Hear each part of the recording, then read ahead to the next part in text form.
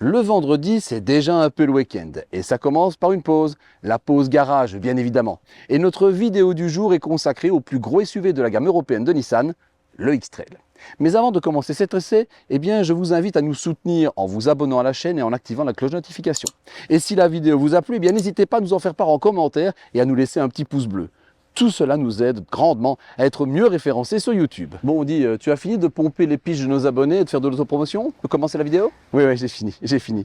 Soyez les bienvenus dans cet essai du Nissan X-Trail e-Power.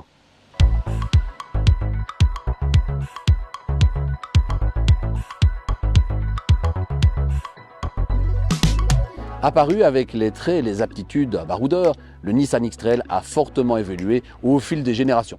Pas seulement en termes de design ou de technologie embarquée, mais surtout en termes de positionnement. Sa lignée originelle s'est en réalité éteinte avec la 3e génération, dont seul le nom a été conservé pour rebaptiser le Qashqai Plus 2, la version XL du Qashqai, munie de 2 places supplémentaires dans le coffre.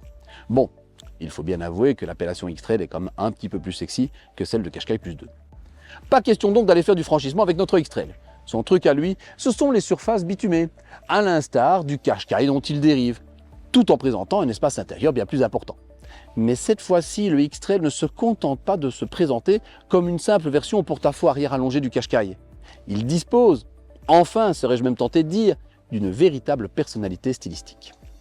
Même s'il existe un air de famille avec la gamme Nissan en général et forcément avec le Qashqai, il est à présent impossible de les confondre. À l'exception des rétroviseurs, des poignées de porte et du pare-brise, les X-Trail et Qashqai ne partagent aucune pièce de carrosserie. À l'avant, on remarque immédiatement que le X-Trail est beaucoup plus massif que son petit frère. Et pourtant, la surface frontale est quasiment identique. Sur le X-Trail, le capot est plus horizontal, la calandre est plus imposante et les phares sont moins effilés et dorénavant dissociés des feux de jour. C'est de profil que le X-Trail affiche le plus ostensiblement l'accroissement de ses dimensions, avec la garde au sol qui est majorée de 2 cm et qui atteint maintenant les 20 cm. Le pavillon, quant à lui, culmine dorénavant 10 cm plus haut et atteint les 1,73 m. Le porte-à-faux arrière est bien évidemment allongé, mais il s'accompagne ici d'un allongement également de l'empattement sur 4 cm, ce qui profite à l'habitabilité bien sûr, mais surtout au design qui est à présent beaucoup plus équilibré. C'en est fini de cette esthétique de Qashqai avec un sac à dos. La face arrière est très certainement la partie la plus personnelle, en ce qu'elle ne ressemble à aucun autre modèle de la gamme Nissan. Et c'est d'ailleurs un peu la signature de la marque japonaise en la matière. Que ce soit le Qashqai, le Juke, le Patrol ou encore le Pathfinder, chacun d'entre eux dispose d'un arrière totalement spécifique et notre X-Trail ne déroge pas à cette règle. Ce que j'apprécie le plus, c'est que le X-Trail a un aspect un peu moins lisse que le Qashqai, avec tous ces jeux de relief.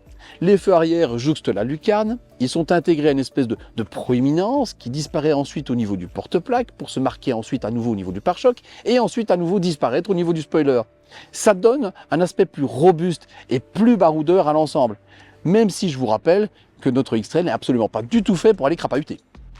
Sous son capot, le X-Trail reprend la motorisation essence avec micro-hybridation de 163 chevaux du Qashqai, mais également sa variante très légèrement boostée de son e-Power, que j'ai eu l'occasion d'ailleurs d'essayer il y a quelques semaines et j'avais vraiment été emballé par cette expérience cumulant l'agrément de la propulsion électrique et l'extension de son rayon d'action via un petit moteur essence ne servant qu'à régénérer la batterie. Vous trouverez le lien vers cette vidéo quelque part au-dessus de cet écran. Mais le X-Trail embarque également une déclinaison à 4 roues motrices de sa variante e-Power. Au moteur électrique de 204 chevaux situé sur le train avant, un second moteur électrique de 136 chevaux et 195 Nm cette fois vient prendre place au niveau du train arrière. Et la puissance cumulée de l'ensemble est de 217 chevaux et surtout 500 Nm de couple. Et c'est cette variante que nous avons la chance d'essayer aujourd'hui.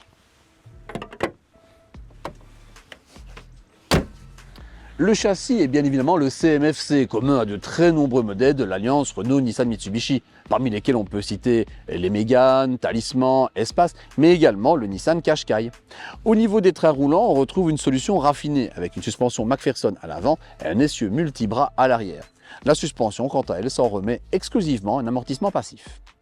Avant d'aborder le sujet du tarif, je tiens à remercier très chaleureusement le groupe MS Motor pour nous avoir confié les clés de ce X-Trail flambant neuf.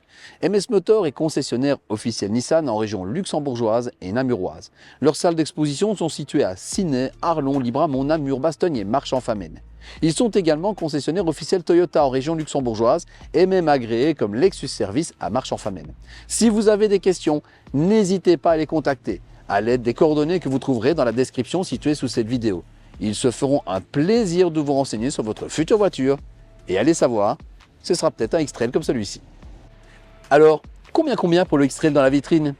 Eh bien, ces tarifs débutent à 43 300 € pour la version essence de 163 chevaux, qui inclut, rappelons-le, la boîte automatique. La variante e-Power ne requiert qu'un supplément relativement raisonnable de 2 500 €, mais elle impose de passer de la finition Accenta à une bien plus équipée N-Connecta, et ce passage coûte 2 000 €.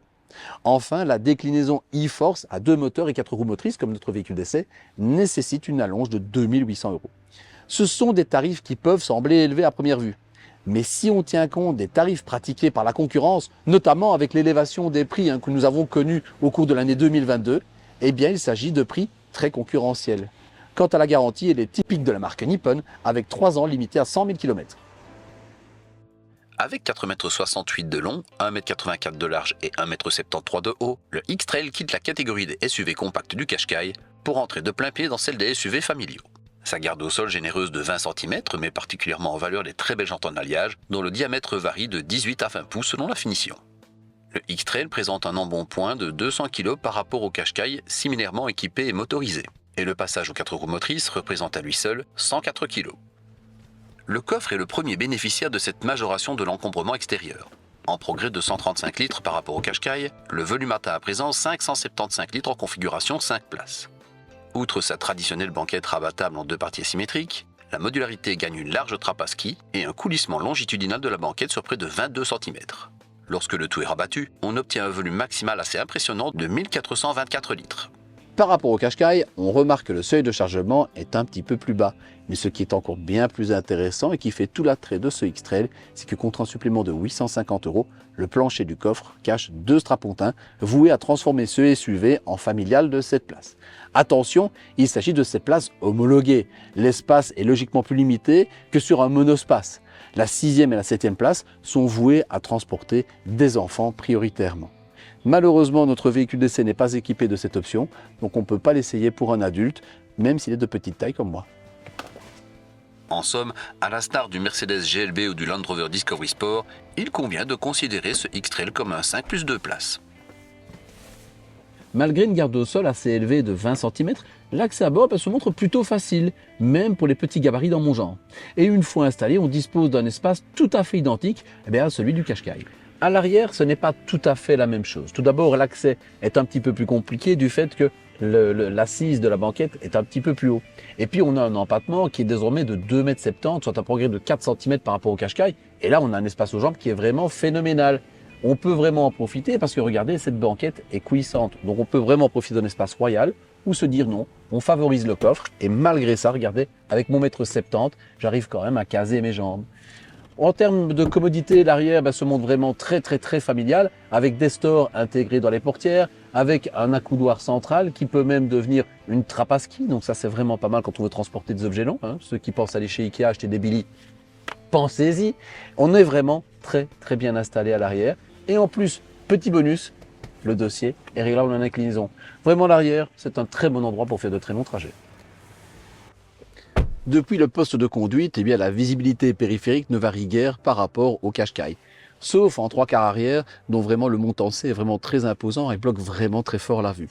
Heureusement, nous sommes en 2022 et Nissan a prévu le coup avec des capteurs d'angle mort, mais également des radars de stationnement à l'avant et à l'arrière fournis de série dès la version de base. Par contre, pour avoir la caméra 360 degrés comme notre véhicule d'essai, il faut soit passer par la case des options, soit monter en gamme. Le tableau de bord est intégralement repris du Qashqai. On retrouve donc les mêmes matériaux, le même soin pour la finition, la même présentation, aussi austère que qualitative. C'est dommage que la personnalité esthétique extérieure propre du X-Trail ne se traduise pas à l'intérieur ici, à part en termes de coloris, notamment avec ce bordeaux sur le dessus du tableau de bord qui est élégant, mais ça manque un petit peu de personnalisation. L'écran et tout le système multimédia est évidemment tout à fait repris du Qashqai. Il est toujours aussi excellent avec cette dalle de très belle qualité, lumineuse, très rapide dans la manière de bouger. Et si jamais vous n'aimez pas sa manière de fonctionner, l'interface de chez Nissan, qui est pourtant plutôt simple, vous pouvez choisir de prendre Apple CarPlay. Il y a Android Auto également, hein. Et Apple CarPlay il fonctionne sans fil. Vous choisissez sur l'appareil si vous voulez avec le système filaire ou non filaire. Et si vous le prenez en non filaire, ne vous inquiétez pas pour la batterie parce qu'il y a un système de recharge par induction qui est inclus ici dans la console centrale. Les sièges sont eux aussi identiques à ceux du Qashqai et c'est vraiment une très bonne chose. On y retrouve alors des sièges avec vraiment un excellent moelleux, que ce soit pour les fesses, que ce soit pour le dossier, un très très bon maintien. Vraiment, on est dans l'excellence française à ce niveau et pour moi-même, on dépasse certaines réalisations du losange. C'est vraiment des sièges exceptionnels qui invitent au voyage. Et en parlant de voyage, je vous propose de venir faire quelques tours de roue avec moi. Et c'est parti!